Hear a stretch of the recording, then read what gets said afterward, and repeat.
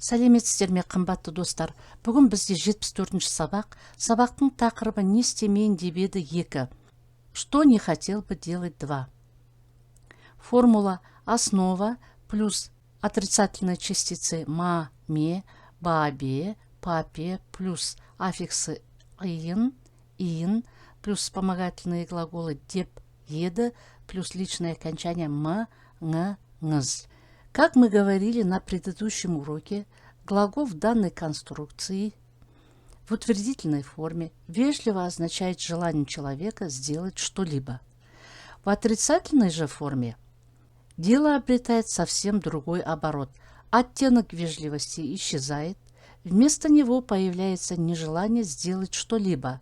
Но в итоге получается, что обстоятельства вынуждают говорящего поступать против его желания. Рассмотрим примеры, станет попонятней. Бармайын деп еді, не хотел бы пойти. Көрсетпейін деп еді, не хотел бы показывать. Қарамайын деп еді, не хотел бы смотреть. Келмейін деп еді, не хотел бы прийти. Жіктелуі, спряжение. Мен сұрамайын деп едім. Я не хотел бы спрашивать. Сен сұрамайын деп едің. Ты не хотел бы спрашивать. Сіз сұрамайын деп едіңіз. Вы не хотели бы спрашивать. Ол сұрамайын деп еді, он не хотел бы спрашивать. Көпше түрінің жіктелуі. Спряжение множественного числа. Біз кездеспейін деп едік. Мы не хотели бы встретиться. Сендер кездеспейін деп едіңдер. Вы не хотели бы встретиться.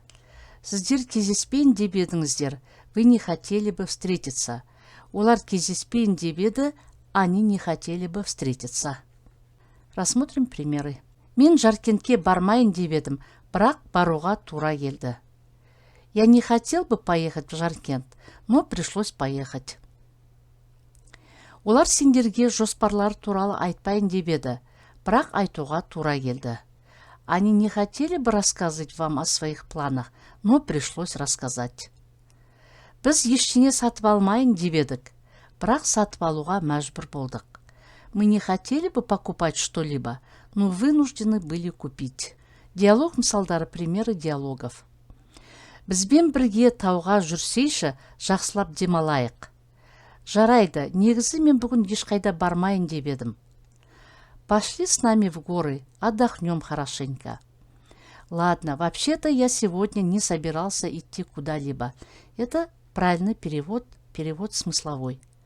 А если дословно переводить, то звучит это так. Ладно, вообще-то я сегодня не хотел бы идти куда-либо. Мен сенен бұл туралы сұрамайын деп едім, бірақ сұрауға тура келіп тұр. Сұрай бер, тыңдап тұрмын, мен сенен ештеңе жасырмаймын.